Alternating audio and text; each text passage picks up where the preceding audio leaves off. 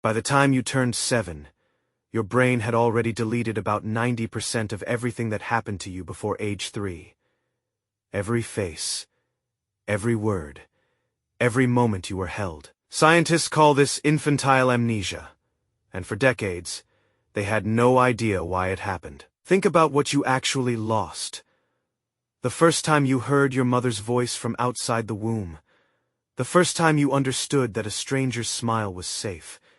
And your first word, spoken to someone whose face you can no longer picture. All of it happened, yet none of it survived. For a long time, scientists assumed the simplest explanation. Babies just don't form memories, because their brains aren't ready yet.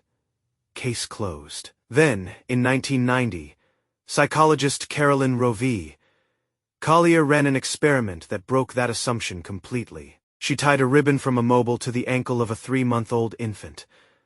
And within minutes, the baby learned that kicking their foot moved the mobile. Weeks later, with no reminder at all, she brought the same baby back and hung the same mobile. They kicked immediately. The memory was still there, buried, but present. So the old theory was wrong. Babies do form real memories, which means something else is happening to them later. In 2004, neuroscientist Paul Franklin began looking for the answer. Not in the memories themselves, but in the machinery that stores them. Deep in your brain sits the hippocampus, where new memories get built before being filed away long-term. And in infants, that structure is doing something almost nobody expected. It's not sitting quietly, waiting to mature. It's under construction at the fastest rate it will ever run in your entire life. New neurons are born in the hippocampus by the thousands.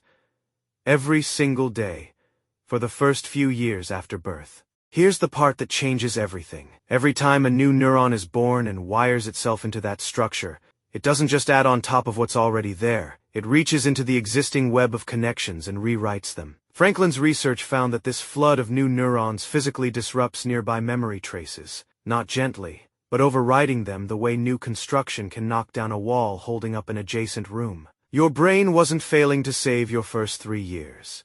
It was actively demolishing them on purpose as a side effect of building itself as fast as possible. And it needed to move fast, because a newborn brain is almost entirely unfinished. You arrived in the world with roughly all the neurons you'd ever have, but almost none of the connections between them, meaning the entire wiring diagram for language, movement, recognizing danger, and understanding faces had to be built from nothing, in real time, while trying to survive. That construction project doesn't have room for a quiet archive sitting off to the side. In 2016, a study published in the journal Science took this even further, showing that suppressing this rapid neuron growth in young mice let them keep memories from infancy that would normally have vanished. When researchers sped the growth back up, the memories disappeared right on schedule, proving that the forgetting wasn't random decay, it was a cost paid on purpose for a brain being built at maximum speed. So what did you get in exchange for those 3 years? You got language, the ability to recognize a face in a crowd in under a second,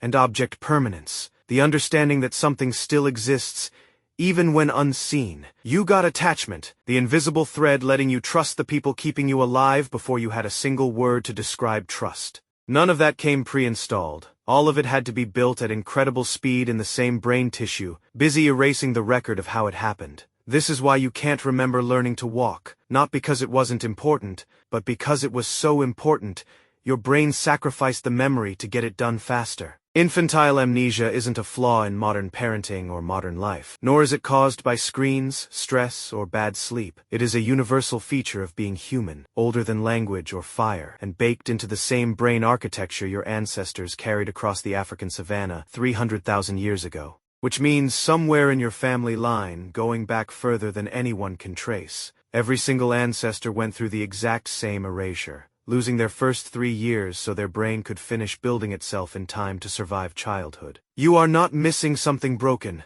You are looking at the fee every human brain has always paid to become a person at all. So the next time someone shows you a photo from when you were 2 and nothing comes back, no flicker, no feeling, understand what you're actually looking at. Not a gap, nor a loss, but evidence that your brain built you so fast it had to burn the blueprints to do it.